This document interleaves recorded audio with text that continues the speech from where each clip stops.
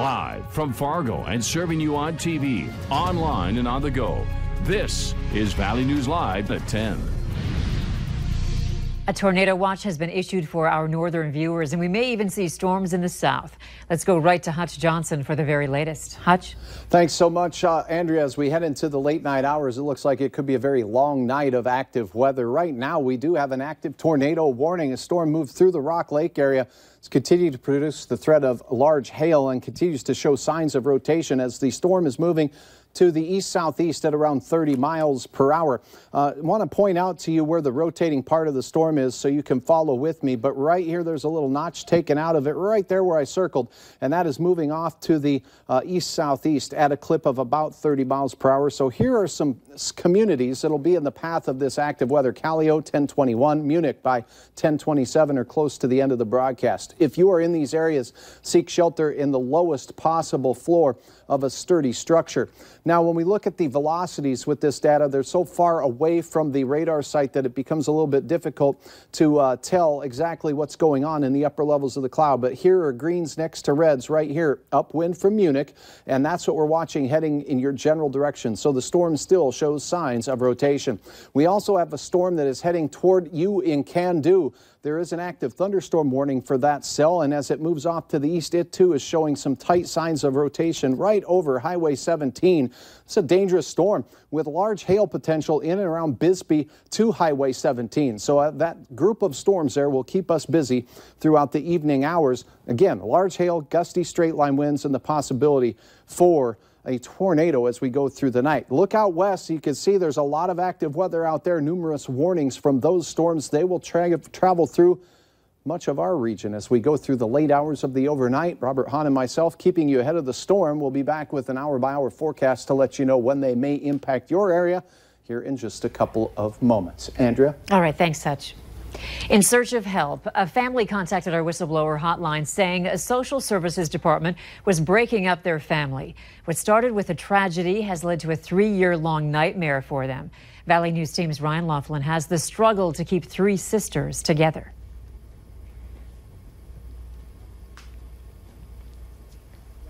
Road awaits unwelcomed memories. When I first heard, I was sleeping. It was in the middle of the night when we got the call. Almost exactly 3 years ago.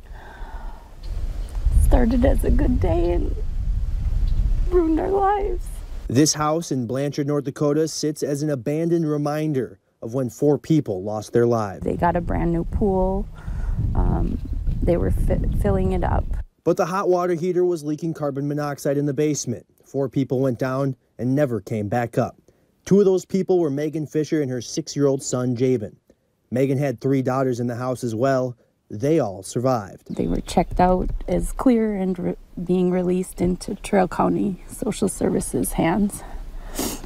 Which was the start of a 3-year-long fight for these great aunts to keep these sisters together. We know that their best interest is to know each other throughout their life and to be there for each other.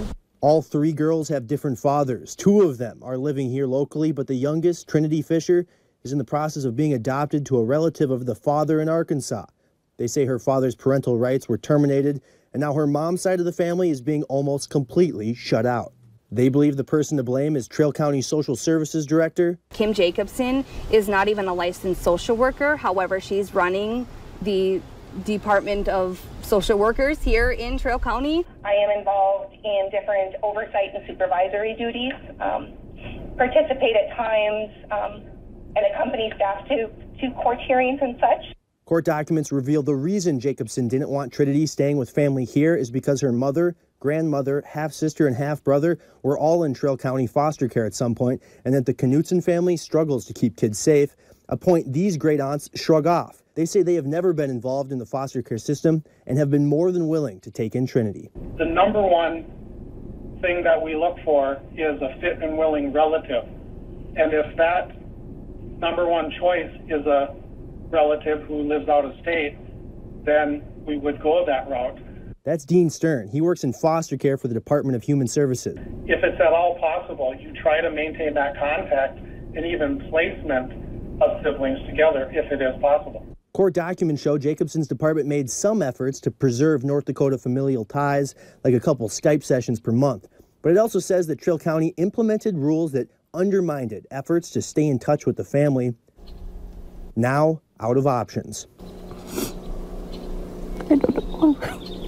That we can't make every family member happy in our decisions, but we do believe that we have achieved our goal of achieving safety and well-being of children. I want somebody to be held accountable for how our nieces were not taken care of in the worst time of their life. These two want an independent review of how Trail County Social Services conducts their business. From Hillsboro, Ryan Laughlin, Valley News Live. Court documents say that they hope Trail County Social Services will be persuaded to pursue open and honest lines of communication with all family members to benefit the kids. But the mom's side of the family says they are still being shut out. Fargo police are actively searching for an escaped prisoner who is being held for manslaughter. Police say yesterday, 29-year-old Sean Schrader from Dunseith, North Dakota, walked away from Center Inc. in Fargo, where he was on a court-ordered furlough from federal custody. Schroeder pleaded guilty to voluntary manslaughter for an incident in May of last year where he violently caused the death of another person. Police say they started looking for him yesterday, but there were court-ordered restrictions which stopped them from releasing his information right away. Officers believe he is a public safety risk, so if you see him, do not approach him and call law enforcement right away. A man accused in a deadly bar fight outside a Fargo bar has entered a guilty plea to a lesser charge. Darren Patterson pleaded guilty to negligent homicide and aggravated assault. He was originally charged with manslaughter and 2 other assault charges. Authorities claim Patterson beat up 3 men, including James Grant, outside the Hodo bar on May 27th of last year. Grant died the next month. Patterson's sentencing date has not been set. The negligent homicide charge, a Class C felony, carries a maximum penalty of 5 years in prison. Services were held today for fallen officer Christopher Bacon at the Alaris Center in Grand Forks. Bacon was killed in a crash on Highway 2 when his Tahoe smashed into the back of a semi in Crookston last week. Bacon served as a specialist in the U.S. Army and with the U.S. Customs and Border Patrol. Interment with military honors will be conducted at a later date at Fort Sam Houston National Cemetery in San Antonio, Texas. A Fargo community came together tonight to unite against hunger. This multicultural event brought free food, lawn games, and a concert for some family-friendly fun. United Against Hunger began with an idea to bring people from all faiths and nations together to make a united stand against hunger. They have to make a choice between, am I going to buy groceries or am I going to pay my rent? And I don't think anybody should have to make that choice. When we aren't supporting people in that most basic need, regardless of what our political affiliation is, regardless of what our religious affiliation is, that's just basic. It's just a basic human need. People need to be able to access nutritious food. Organizers say the goal of this event is to raise awareness of the many people who are at risk for hunger in our communities and to celebrate the many efforts being carried out to work to end hunger. A local Facebook page is helping owners find their lost pets, and on this page, no shaming allowed. And some people in Detroit Lakes have had it with a neighborhood eyesore. We look into what's holding up tearing down this fire-ravaged house. Tracking storms, tornado warning continues for the Munich area. That rotating thunderstorm will be over you within the next 10 minutes, and a large hail-producing storm heading in toward Can Do. The latest in your hour-by-hour forecast is straight ahead.